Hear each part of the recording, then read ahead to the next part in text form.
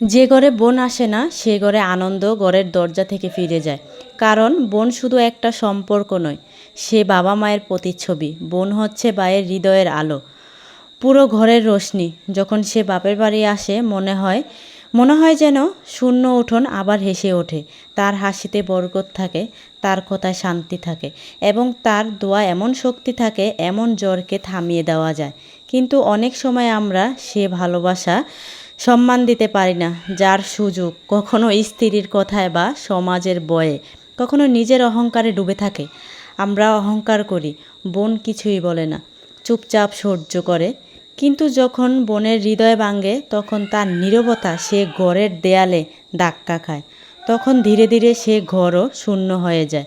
যদি আপনার সাথেও এমন কিছু হয়ে থাকে তাহলে আজই হৃদয় থেকে পুরনো অভিযোগগুলো একটি পুরনো মুদ্রার মতো দূরে ফেলে দেন। আপনার বোনকে আবার আপনার হৃদয়ে জায়গা দেন। তারপর দেখবেন ৩-৪ মাসের মধ্যেই আপনার ঘর আবার হেসে উঠেছে।